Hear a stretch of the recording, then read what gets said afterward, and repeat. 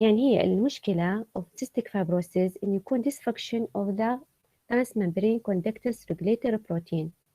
هذا حيؤدينا إلى variable manifestation مثل ما حتشوفوه بالمحاضرة إن شاء الله. Cystic fibrosis is responsible for most cases of the exocrine pancreatic insufficiency in early life, and it is the major cause of the severe chronic lung disease in children. It is also responsible for many cases of the hyponatremic salt depletion, nasal polyposis, pansinusitis, and rectal prolapse. What is the pathogenesis of the cystic fibrosis? A number of long-standing observations of cystic fibrosis are of fundamental pathophysiologic importance. They include failure to clear mucus secretions, a paucity of water in the mucus secretions, an elevated salt content of sweat and other serious secretions, chronic infection limited to the respiratory tract. Additionally, there is a greater negative potential difference across the respiratory epithelia of patients with cystic fibrosis than across the epithelia of control subjects. The apparent electrical properties are also demonstrated for cystic fibrosis, sweaty gland, duct, and rectal epithelia. The membrane of cystic fibrosis epithelial cell are enabled to secrete chloride ion in response to the cyclic adenosine monophosphate mediated signals and at least in the respiratory tract. The excessive amounts of sodium are absorbed through this membrane. This defect can trace to the dysfunction of cystic fibrosis, which is the function is highly regulated and energy dependent. Cyclic AMP stimulated protein kinase A regulation of the chloride conductance is the primary function of the cystic fibrosis conductance transmembrane regulator. This function is absent in the epithelial cell with many different mutations of this protein gene. The cystic fibrosis transmembrane conductance regulator protein are also interacts with other ion channels, signal transduction proteins, and the cytoskeleton.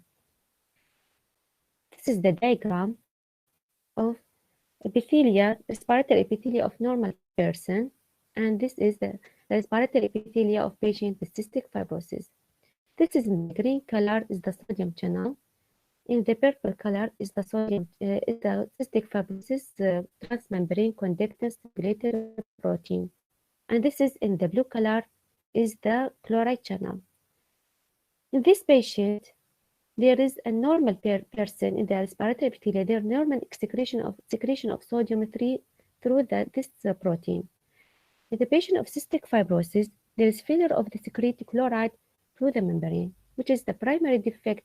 This protein lead to the clinical disease of the cystic fibrosis. This mutation in the cystic fibrosis conductance regulator transmembrane conductance regulator protein will lead to the decreased chloride secretion and increase in the sodium absorption, with increase in the sodium channel activity that lead to the risk of the dehydration of the airway surface liquid. Also, the mutation of this protein lead to the decreased bicarbonate secretion and decrease in the airway surface liquid pH. Both of them will lead to the increase in mucus viscoelasticity and the airway obstruction. The mutation of this protein also lead to the decreased tyrosine secretion that will impair the lactoperoxidase bacterial killing. And also mutation in the protein will lead to the decreased glutathione secretion that deplete the antioxidant capacity of the airway. All of these will lead to the vicious cycle of the infection and inflammation with airway remodeling. This is the about introduction and pathogenesis of the cystic fibrosis. Now دكتور عمار أخصائي طب أطفال اختصاص دقيق أمراض رئة لدى الأطفال في الولايات المتحدة الأمريكية. تفضل دكتور عمار. شكرا دكتورة. نعم دكتور، أهلا وسهلا. أهلا وسهلا بك دكتور، وإحنا كلش ممنونين من حضرتك على مشاركتك اليوم معنا إن شاء الله. لا بالعكس، هذا واجب. الله يحفظك دكتور. So I will take over. Thank you so much, Dr. Roa, for the introduction because this will save me a lot of time. So أنا عمار سعدون شلاش. مثل ما قال الدكتورة أنا اختصاص Pediatric Pulmonary، فاختصاص دقيق في أمراض الرئة. ونحن رئيسيين اللي نعالج مرضى cystic fibrosis. I will review some of the definition and etiology, but I will go fast over them because Dr. Roa already talked about those issues. I will focus more on the diagnosis, clinical presentation, what kind of tests we do, and how we treat patients with cystic fibrosis. So Dr. Roa already went over this. So cystic fibrosis is a multi-system disease, so it affects many organs of the body, and those are the main organs that it affects. So it affects the lungs, the digestive system, sweaty glands, and reproductive tracts. Those are the main organs, but can affect other organs as we go over. The main issue with cystic fibrosis, as Dr. Roa went over, is because of the abnormal transport of chloride, sodium will be affected as well. So you will have dehydrated secretions, which will be thickened and viscous. So they are thick, sticky secretions that will block the airways, the biliary tract, and the liver, the pancreas, intestine, and reproductive system. And this thick secretions will lead to all of the presentations of cystic fibrosis. The main cause of mortality and morbidity in patients with cystic fibrosis is the progressive lung disease. So because the mucus is so thick and viscous and sticky, they will have progressive lung disease. And usually with time, they will start to have progressive respiratory failure because of the chronic infection of the airways. And this progression is very variable, depending on the patient and what kind of mutation they have.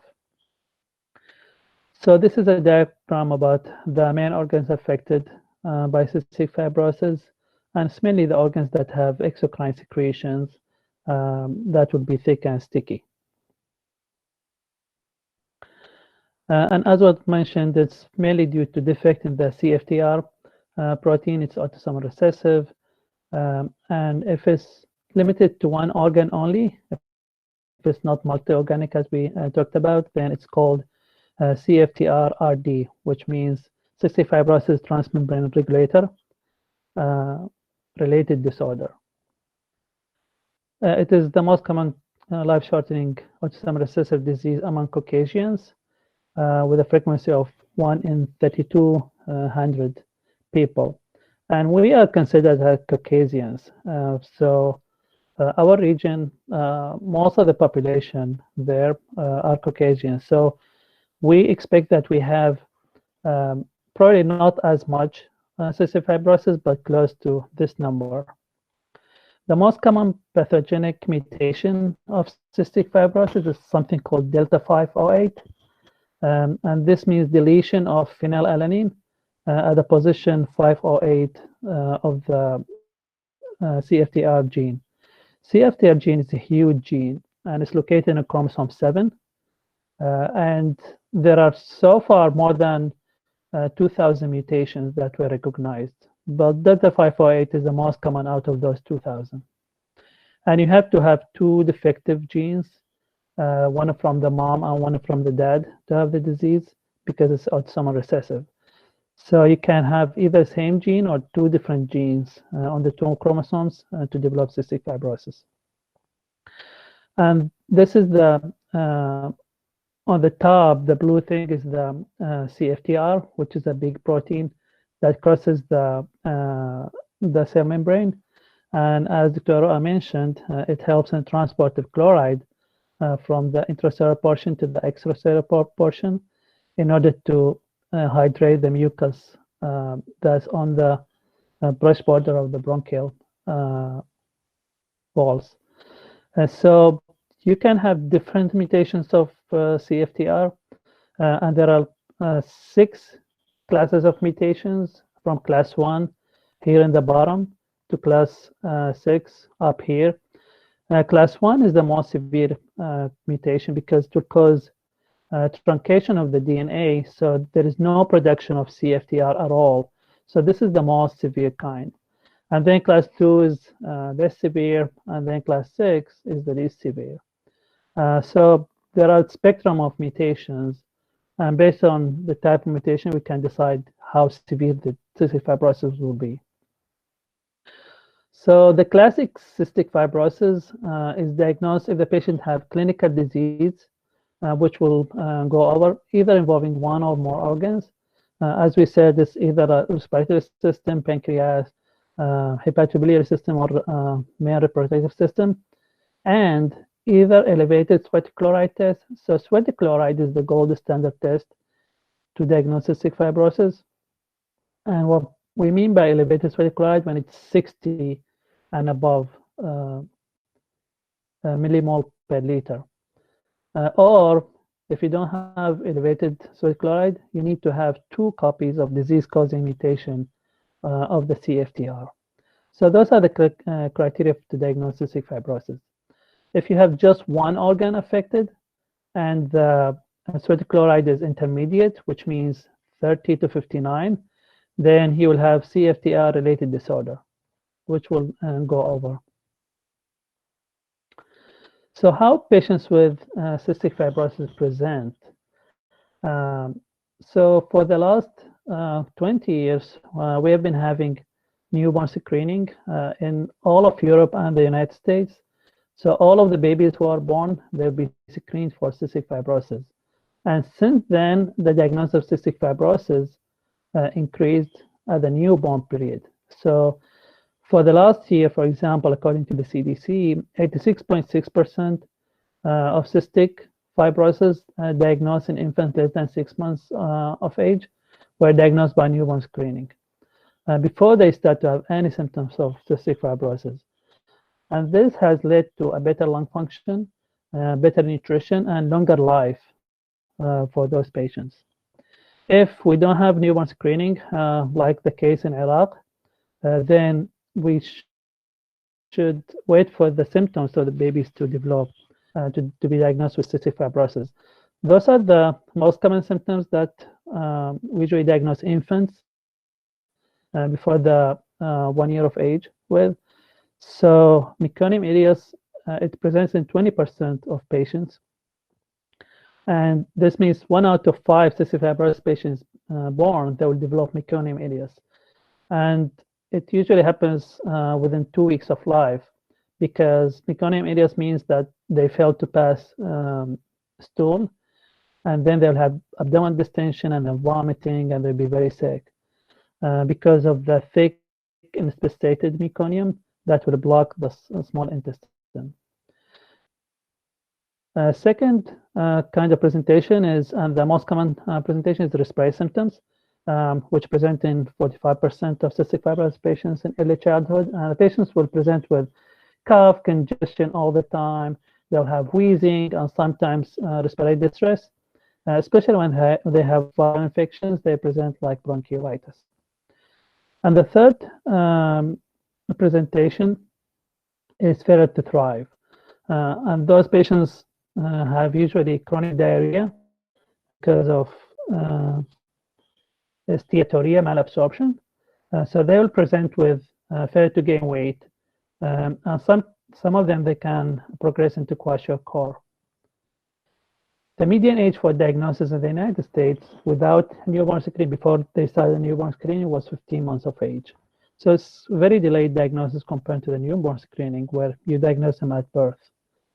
And this is how many children diagnosed by newborn screening since it was started in 1998.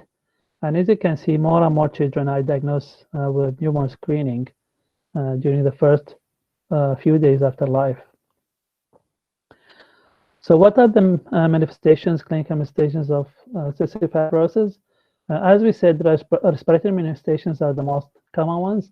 And those are the respiratory manifestations that CF patients present with. So all of them, they will have chronic productive cough, especially when they get older. They have sinusitis, starts with acute sinusitis and progresses into chronic sinusitis, nasal polyps. Most of them, they'll have bronchiolitis during the first couple of years of life, and then they have asthma-like symptoms.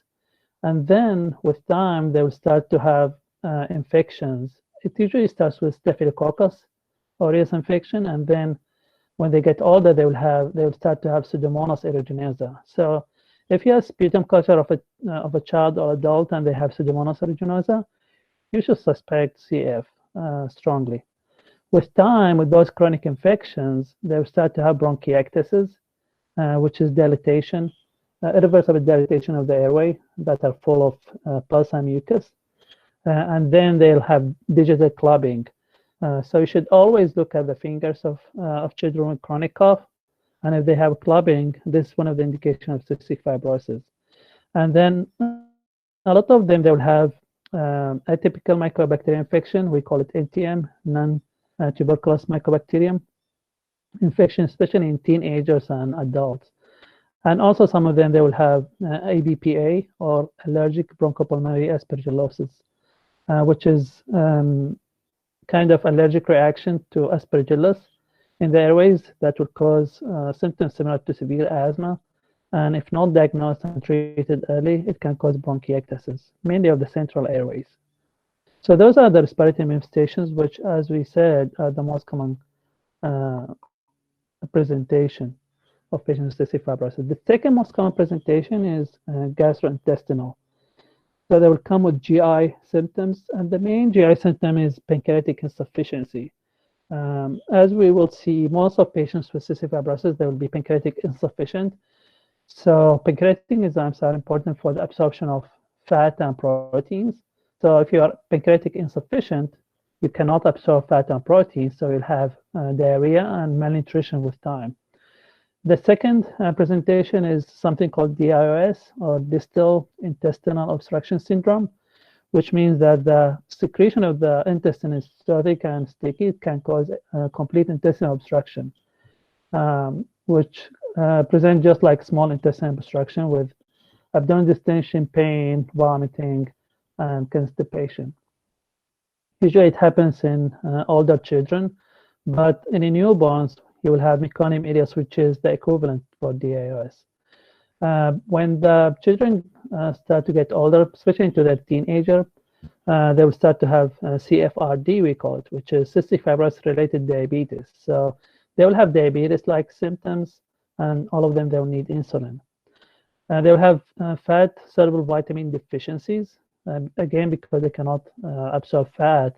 So all of the fat-soluble vitamins will not be absorbed. Some of them, especially those who are pancreatic sufficient, they will develop recurrent pancreatitis. Prolonged neonatal jaundice because of the thick biliary secretions. Biliary cirrhosis is a late presentation of liver disease. Some of them, they will develop dermatitis similar to acrodermatitis enteropathica. This is because of zinc deficiency and fatty acid deficiency because of their nutritional deficiencies. Rectal prolapse, as mentioned by Dr. Roa, and also volvulus and intussusception can present either in fetal life and sometimes after birth. So those are the common GI manifestations of cystic fibrosis. Other manifestations include genitourinary manifestations, and the most well-known one is bilateral absence of vas deferens in males with cystic fibrosis, which causes infertility in those patients. And then in females, they usually have reduced fertility, but they can get pregnant. Other manifestations is electrolyte disturbances, as mentioned by Dr. Roa. So they present with hypovolemic, hypochloremic, hypokalemic, hyponatremic metabolic alkalosis, which is called pseudo-Bartter syndrome, is the other name of it, especially in the summer with excessive sweating. Other presentations include pseudotumor cerebri because of impaired CSF drainage, and osteoporosis, which has many reasons, as we'll go over. So we'll talk about some of those common presentations. So respiratory manifestations, as we said, young children, they present with bronchiolitis-like symptoms. They'll have cough and congestion all the time. And older children, they will have asthma-like symptoms. As they got older, they start to have persistent productive cough that sometimes is foul smelling, and they have early morning expectoration of large amount of sputum. Sorry for that. And then they will have hyperinflation of the lung field, similar to asthma. They will have gradual decline of their lung function. And on top of this, like slow decline with time, they will have severe declines when they have lung exacerbations that will go over later on. And with time, they will develop bronchiectasis because the airways are full of thick mucus that's chronically infected with large amount of bacteria. So this will cause destruction of the airway wall, and they will develop bronchiectasis with time. And the most common early microorganism that those children have, it usually starts in infancy. When we do culture, sometimes from infants, we'll get a lot of Staphylococcus aureus and H. flu, Haemophilus influenzae. But later on, when they get older, they will start to develop Pseudomonas aeruginosa colonization from the secretions. This will show you the prevalence of Staph aureus and Pseudomonas aeruginosa in addition to other bacteria. But the green line is the Staph aureus. So in those 2 years of age, about 60% of them, they'll be colonized with Staphylococcus aureus in their airways. And it will go up, it will peak in the early teenager, and then it will start to go down. The blue line represents the Pseudomonas aeruginosa, so it is present in 20% of patients at 2 years. But with time, it will start to go up, and usually about 70% of adults, they're colonized with Pseudomonas aeruginosa, which is very nasty microorganism that cause a lot of lung damage. So those are the pulmonary manifestations of cystic fibrosis clinically. Other respiratory manifestations include sinus disease, and most of patients, they will have opacification of all of their sinuses by the age of 8 months. So it starts very early, just because of thick secretions and the small drainage orifices of the sinuses. So it's hard for the secretions to leave the sinuses. They will stay there, be very thick, and then they'll be colonized with bacteria. And with time, patients will develop chronic sinusitis, which usually present just like any chronic sinusitis with chronic congestion, headaches, mainly frontal headache and maxillary headache, cough because of the chronic postnasal dripping, and snoring at night with sleep disturbances because of the cough. And the other very well known manifestation of CF is nasal polyps, which present in 10 to 30% of patients. So this is a CT of a patient in the late childhood. It's a corona section of the head, and those are the maxillary sinuses here. So they should be aerated, but as you see here, they're full of mucus on both sides. And then you can see the polyps in the nose here. So those protruding things on both sides, those are the polyps. So this is very common presentations patient with cystic fibrosis, and most of the time they will need surgical intervention to widen the ostia of the sinus to drain all of the secretions out. Otherwise, they can develop suppurative complications. The next and the second most common presentation of cystic fibrosis is the pancreatic disease. The most common pancreatic presentation is pancreatic insufficiency. And this, as we said, would cause malabsorption and presents in about 2/3 of babies when they are first born. And by late childhood and early adulthood, 85% of patients with cystic fibrosis, they will have pancreatic insufficiency. And it presents usually with steatorrhea, as we said, which means literally diarrhea of fat or of lipid. That's the meaning of steatorrhea. So that's why their stool is very characteristic. It's very large in amount, frequent, oily, and very foul smelling. And because of this chronic diarrhea, they will have failure to thrive. And then if this continues without treatment or diagnosis, they will start to have evidence of kwashiorkor. So they will have edema because of hypoproteinemia, electrolyte losses, and anemia. And then they will start to have symptoms of fat-soluble vitamin deficiency. And as you know, the fat-soluble vitamins are the A, or vitamin A, D, E, and K. The second pancreatic disease presentation is pancreatitis. And as we said earlier, it's more common in CF patients who have pancreatic sufficiency. So if they're pancreatic insufficient, it's less likely that they would come with pancreatitis, and can present either as acute pancreatitis, meaning that patients would come with severe abdominal pain, vomiting, electrolyte disturbances, and sometimes they'll go into shock and go to the ICU. Or recurrent milder pancreatitis, which can cause to chronic pancreatitis with progressive pancreatic damage. The third pancreatic disease presentation is cystic fibrosis, and one of the common ones is CFRD, we call it, which is cystic fibrosis related diabetes.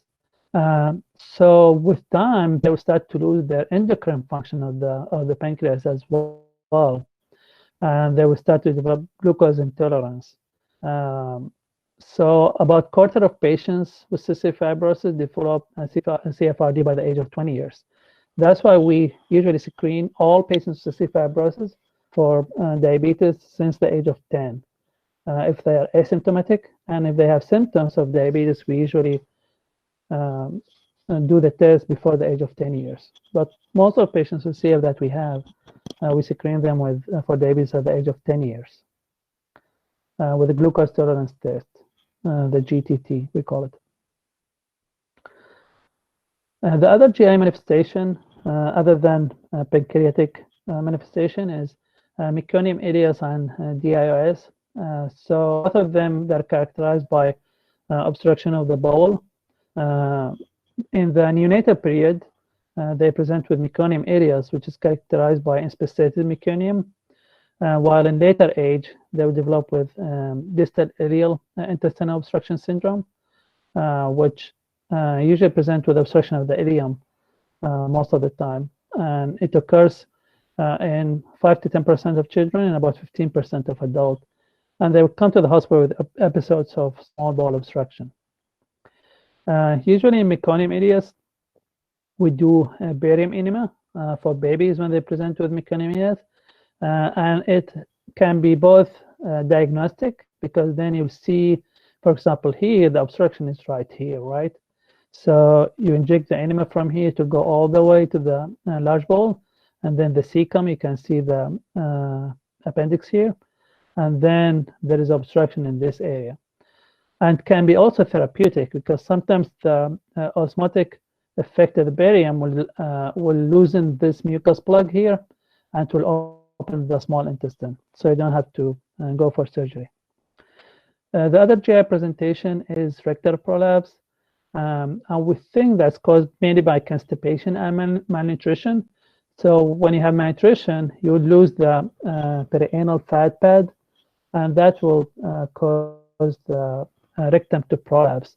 And then children with CF, especially early on, they can have constipation intermittent with diarrhea, and this will cause them to strain, and this will lead to rectal prolapse. Fortunately, since we started the newborn screening here in the US and also in Europe, we rarely see rectal prolapse anymore. But before the newborn screening, about 20% of patients with cystic fibrosis, they were diagnosed with rectal prolapse. So if you see a patient with rectal prolapse, especially if they have also respiratory symptoms, then think serious about cystic fibrosis. This is a picture representing how rectal prolapse happens. So it can either be partial thickness or full thickness, depends on the degree of malnutrition that the patient has. And you'll have prolapse of the rectum outside. So most of the time it will require manual reduction and treatment of the cause, which is the cystic fibrosis in this case. But sometimes in severe and recurrent cases, you'll need surgical intervention. The other GI presentation of cystic fibrosis is the hepatobiliary disease. And the main reason for this is the cholestasis. So they will have very slow flow of the biliary secretions, which will caused by the thick biliary secretions, as we said. And this will, with time, will lead to focal biliary cirrhosis, So areas of the liver will start to have cirrhosis focally. So the liver will be nodular with increased alkaline phosphatase because of the cholestasis. With time, this can lead to liver failure. And in the US, cystic fibrosis is the third leading cause of liver transplantation in late childhood. So it's pretty common to have cystic fibrosis causing liver failure later on.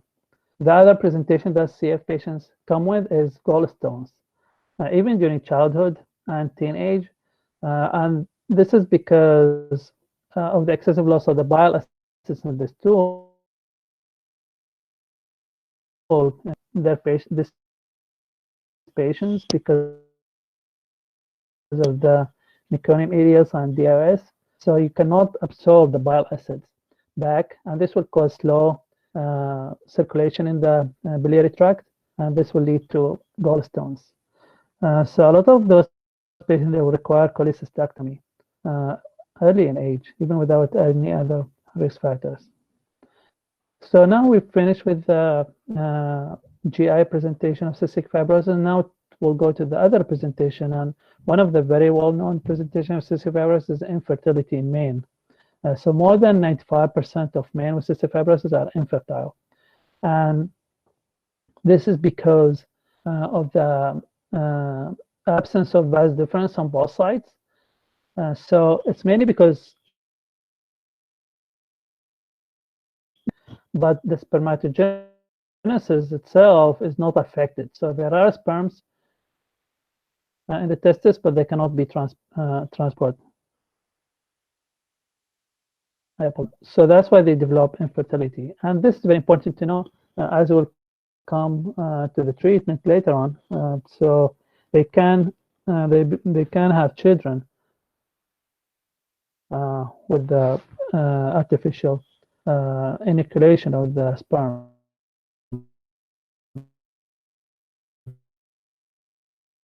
Fertile, but they are less normal, healthy women.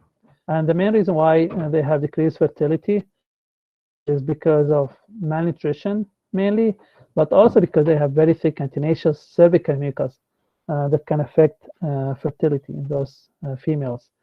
And when they become pregnant, it's usually very high risk pregnancy associated with high maternal mortality rate. So some of those women, they will die, especially later in pregnancy, and also their babies would be affected most of the time. Other manifestation of cystic fibrosis, less common manifestation, but we see it very frequently these days because patients are living longer, is the decreased bone mineral content. So most of patients with cystic fibrosis, when they get older, they will develop severe osteoporosis, and they have very high risk for fractures. And there are many reasons for this, and those are some of the reasons. One is most of them, they will be vitamin D deficient. They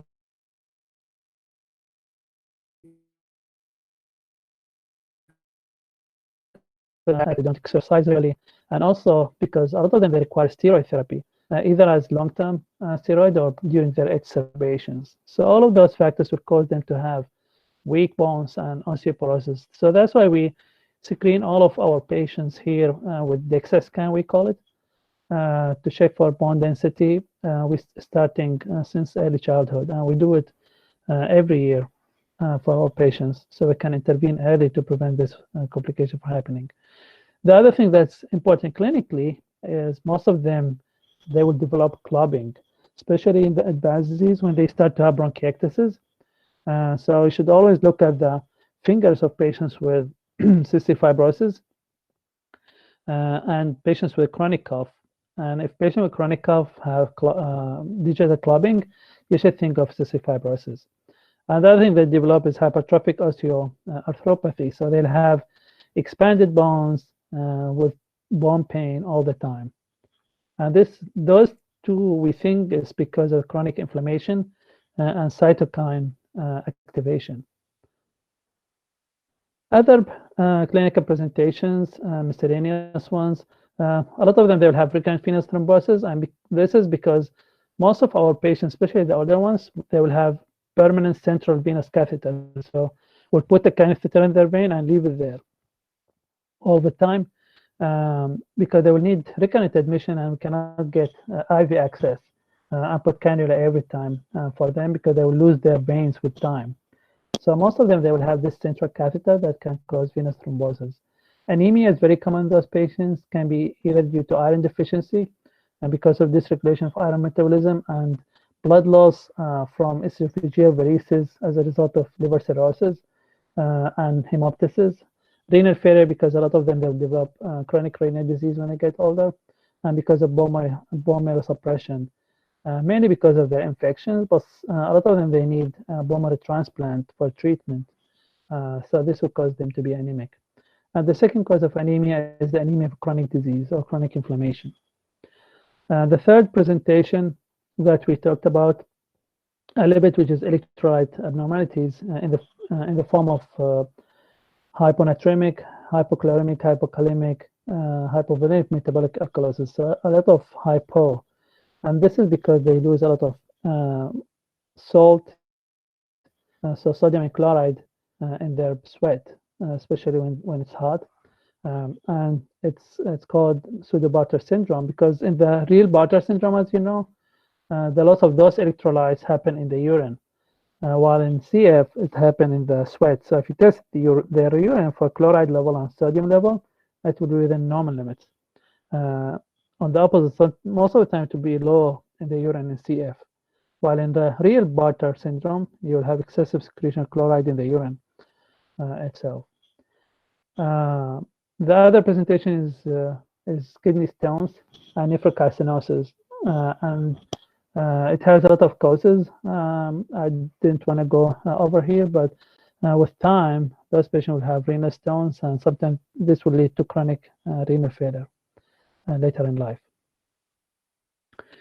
So those are the main presentations of cystic fibrosis. So as you saw, it affects many systems in the body and can present in different ways.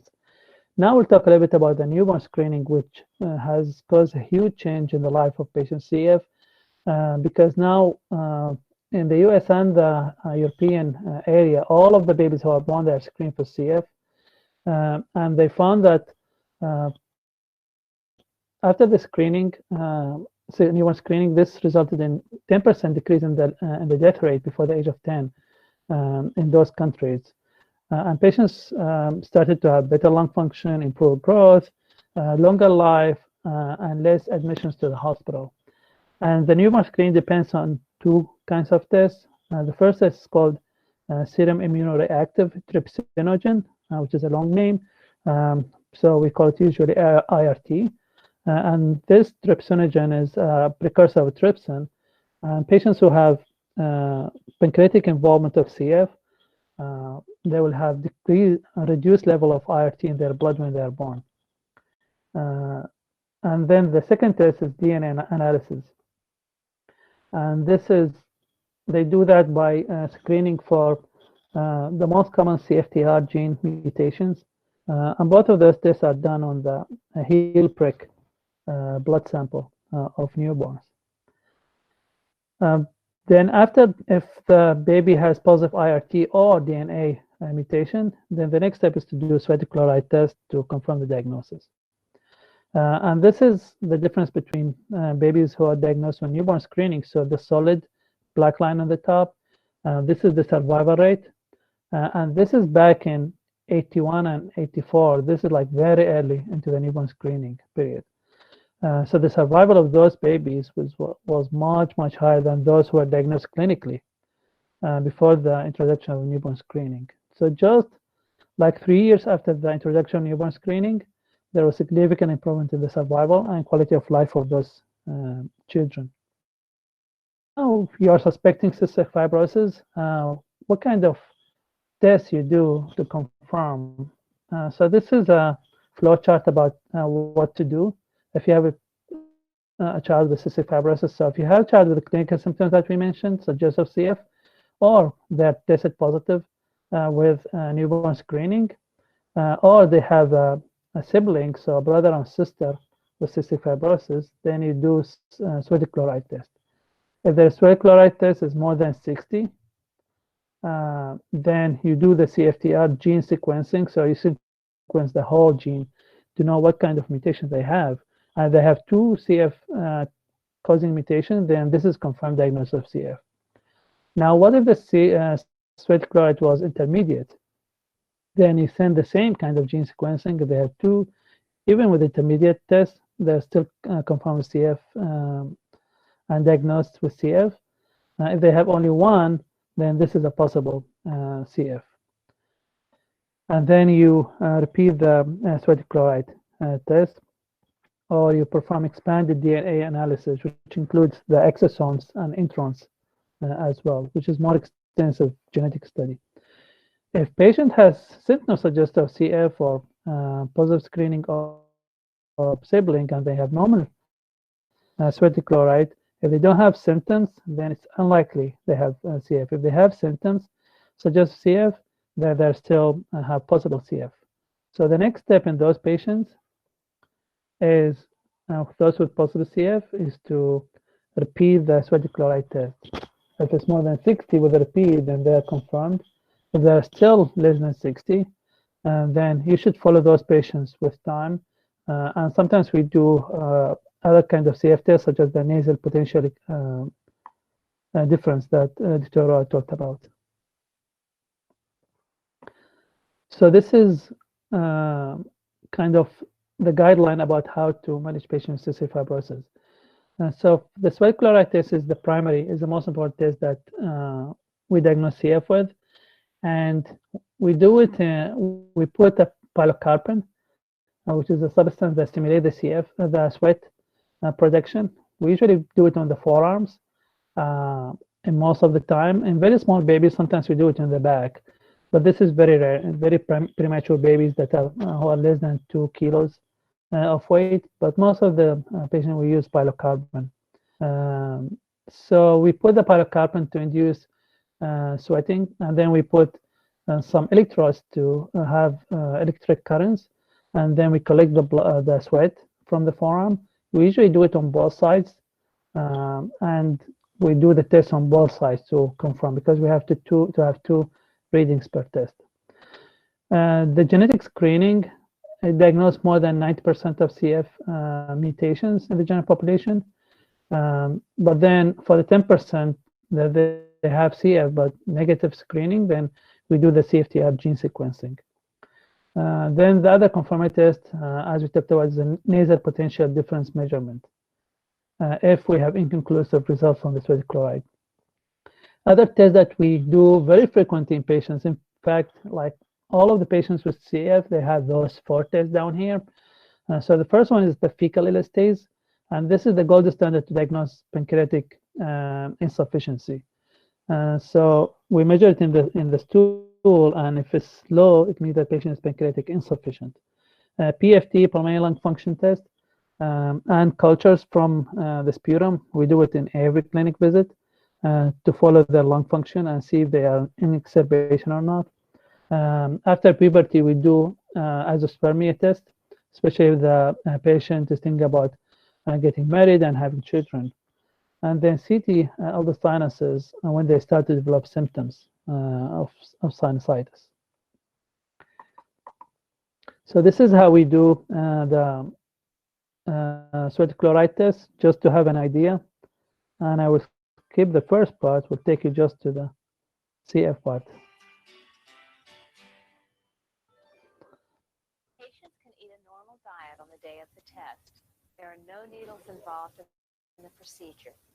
First, the technician washes the patient's arm and applies a piece of gauze or gel disc containing pilocarpine to the forearm. Pilocarpine is a drug that stimulates sweating. Another piece of gauze or gel disc is placed on the patient's upper arm. Electrodes are placed over the gauze pad, and a mild current is applied for 5 minutes. The current feels warm or tingling, but not like a shock. After 5 minutes, the electrodes are removed and the arm is washed and dried. A dry piece of gauze is placed on the forearm and covered with plastic, or collecting coil apparatus is applied. Sweat is collected for 30 minutes. The entire process may be repeated on the other arm. After 30 minutes, the gauze or coil is removed and sent to the laboratory for chloride analysis. The risk to the patient for injury is remote. Less than 1% of patients may have a mild localized reaction. Occasionally, an adequate sweat sample for analysis cannot be obtained. Okay, so I don't want to see it again. So this is how you do it. It's pretty simple. It really takes half an hour to 1 hour to collect the sweat from both sides, but it's not painful at all to the child. So now we know how to diagnose fibrosis, and now we'll go for treatment. And I will talk about treatment based on the organs. So we'll start with the lung. And those are the kind of things that we will do. So first, we'll do measures to promote lung health, and then chronic antibiotic treatment, and then treatment of the acute exacerbations. So the most recent treatment is the CFTR modulator, which are small molecule drugs that correct the gene defect itself in the cell. So those medications have been very, very useful. They're like magic treatments because the sweat chloride will go back to normal. There is no thick secretions in all of the body. So the patients will behave like normal, especially if you start them early on. And this is one of the studies that were done on combination of two gene modifiers, that is ivacaftor and ivacaftor. And as you can see, after you start the treatment, there's significant improvement in lung function. This is FEV1 here on the x-axis, on the y-axis, and the time on the x-axis. So there is significant improvement in the lung function that was persistent even after 24 weeks of treatment. While placebo, those who didn't take the treatment, they have decline in the lung function, which kind of expected with CF that you'll have slow decline in lung function. So those treatments have been very useful. Other treatments is to clear the airways from the thick mucus, and we use 3 ways to do that. One is the inhaled agents. The most commonly used is the DNAs, which decrease the viscosity of the secretions by breaking down the DNA, because DNA is very sticky, and DNA is secreted by the neutrophils. The second inhaled treatment is hypertonic saline and mannitol. We use those to hydrate the secretions, to loosen them so patients can cough them out. The second mode of airway clearance is the CPT, or chest physiotherapy, we call it.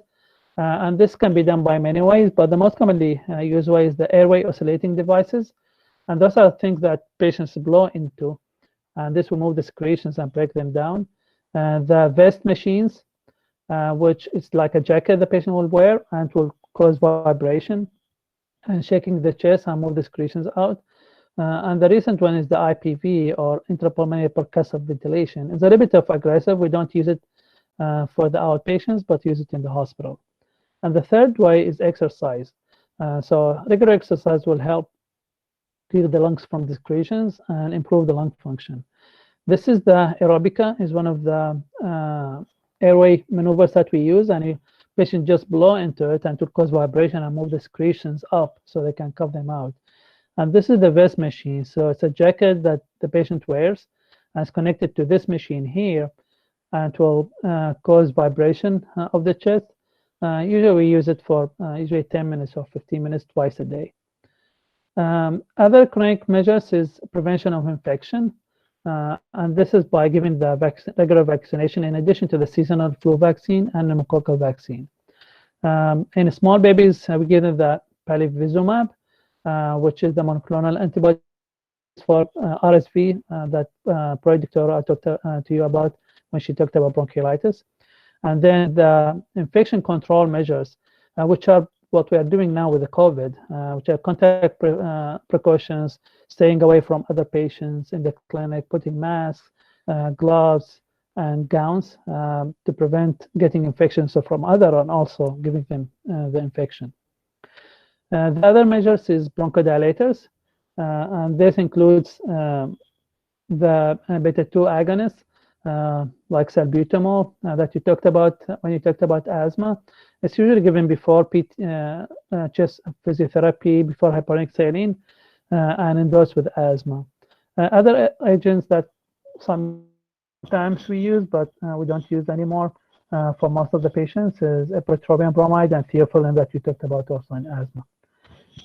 Anti-inflammatory agents, they can be useful, especially azithromycin. It's usually given 3 times a week to suppress the excess inflammation in the airways, but also it has some effect on the bacteria in the lungs.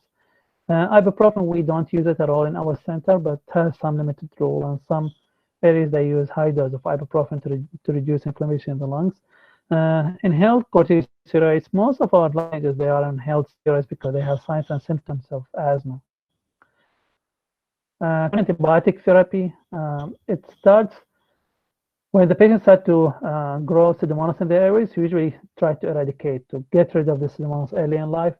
But if they're colonized and cannot clear it completely from the airways, we do suppression of the Pseudomonas to prevent it from causing progressive lung damage. And the most common way we do that is by inhaled antibiotics, given by nebulization. And the 3 most commonly used antibiotics are the tobramycin, aztreonam, and colistin. But tobramycin is the most commonly used inhaled antibiotic. The second agent is oral azithromycin that we talked about. When the patient develops acute exacerbation, which means that they have acute symptoms, either respiratory or systemic symptoms, and or decline of the lung function, when we see them declining by more than 10% from the last one, this means that they have acute exacerbation of the CF. And those are some of the symptoms that they can develop. And as I put here, you don't have to remember those symptoms, but this is for us clinicians to know if the patient has symptoms of cystic fibrosis, and we have scoring system that we can decide based on that. When they have acute exacerbation, they will need admission to the hospital, and we'll start those treatments for them in the hospital to treat the infection and clear their lungs before they go home. So I start them on broad spectrum antibiotic covering the bacteria that they grow in the sputum. We do all of the airway clearance that we talked about. We give them respiratory supports. A lot of them, they need oxygen when they're sick, or non-invasive ventilation, which is CPAP or BiPAP, or sometimes even invasive ventilation in the ICU. All of them, they will be on high-calorie, high-protein diet unless there is some issue with them. And they will be on steroids or azithromycin. We measure their glucose regularly in the hospital, and we need to keep it within normal limits so they can get rid of the infection. So this is the treatment of the respiratory part of the disease. Now we'll go shortly on the other manifestations. So for the pancreatic insufficiency, usually all of the patients, when they're about teenage, they will be in pancreatic enzyme replacement. So those are capsules that they take with meals that have pancreatic enzymes to replace for the pancreatic insufficiency. All of them, they have nutrition support, and they'll be supplemented with fat-soluble vitamins. For the DIOS, usually when we admit the patient with this small intestinal obstruction, we first start with correcting their fluids and electrolytes, and then we give them osmotic agents by mouth or by NG tube to loosen the mucus and try to manage them conservatively. But if this fails and they continue to have the obstruction, rarely they need surgical intervention, but most of the time, conservative management help. Rectal prolapse, fortunately, we don't see it now here, but unfortunately, it's still going on in other parts of the world. So you need to treat the CF, so give them pancreatic enzymes, but also you need to do nutrition support, give them some supplementary feeds, and give them daily laxative to prevent constipation. Rarely you need surgical intervention, which is simple procedure. Cystic fibrosis diabetes is managed with insulin. It's different from type 1 and type 2 diabetes, so it's not any one of them, but all of CFRD need to be treated with insulin therapy. The hepatobiliary disease, usually we start with orthodeoxycholic acid to liquefy the biliary secretion. We treat portal hypertension either medically or surgically. And as we said, a lot of patients, they will need cholecystectomy early on, and some of them, they need liver transplantation if they develop liver failure. For male infertility, as we talked earlier, we can treat it with microsurgical epidermal sperm aspiration. So we'll get the sperm from the epididymis, and then intracytoplasmic injection into the ovum. And other manifestations that we talked about, we'll treat according to the condition. So now we'll come to the conclusion. So as we talked about, CF is caused by a mutation in the CFTR protein, which will cause decrease in secretion of chloride, and this will lead to thick and viscous secretions in different organs, but mainly the lungs, pancreas, liver, intestine, and reproductive system. The diagnosis requires the clinical presentation and evidence of CFTR dysfunction, which is increased sodium chloride or two disease-causing mutations of CFTR. But now, as you saw, most of the patients are diagnosed with newborn screening shortly after birth. And this has helped a lot to improve their outcomes, mainly their life expectancy, lung disease, nutritional status, and quality of life.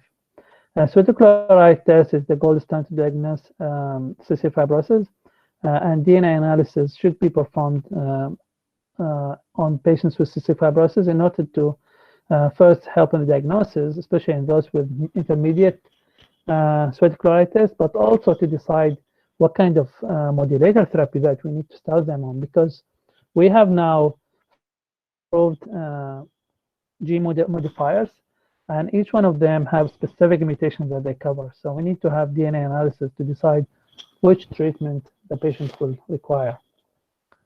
Lung disease is treated with those gene modulators, airway clearance, prevention of infection, bronchodilators, and anti-inflammatory treatment. Pulmonary infections are treated with antibiotic therapy and treatment of exacerbation. GI involvement include those things that we talked about, and usually they are treated with pancreatic